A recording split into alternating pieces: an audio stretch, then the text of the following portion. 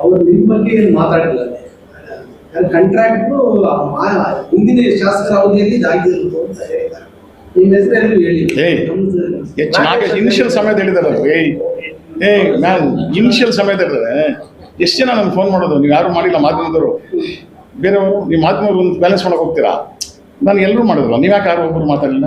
ವಾಸ್ತವಾಂಶ ಹೇಳ್ತೀನಿ ಸಿದ್ದು ಅಂದರೆ, H Nagesh pedal ಬಂದಾಗ 7.25 ಕೋಟಿ ರೂಪಾಯಿ ಯಾರೋ ಮಂಗಳೂರು ಟೆಂಡರ್ ಮಾಡಿಬಿಟ್ಟು ಹೊಡ್ಕೊಂಡು ಹೊರಟೋಗೋನು, ಡ್ರಾ ಮಾಡ್ಕೊಂಡು ಹೊರಟೋಗವ್ರೆ. ದೊಡ್ಡ ದೊಡ್ಡ ವ್ಯಕ್ತಿ ಕೈವಾಡ ಇದೆ. ನಾನು ಎನ್ಕ್ವೈರಿ ಮಾಡೋದು, ದೊಡ್ಡ ದೊಡ್ಡ ವ್ಯಕ್ತಿ ಕೈವಾಡ ಇದೆ.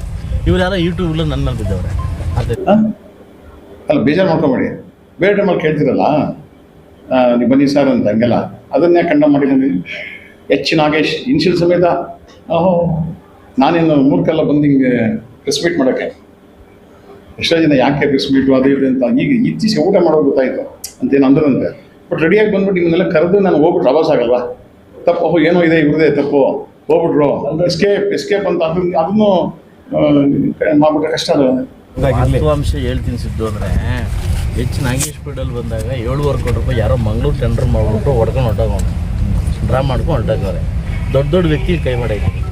ನಾನು ಎನ್ಕ್ವೈರಿ ಮಾಡೋದು, ದೊಡ್ಡ ದೊಡ್ಡ ವ್ಯಕ್ತಿ ಕೈವಾಡ ಇದೆ. ಇವ್ರು ಯಾರೋ ಯೂಟ್ಯೂಬಲ್ಲಿ ನನ್ನ ಮೇಲೆ ಬಿದ್ದವ್ರೆ.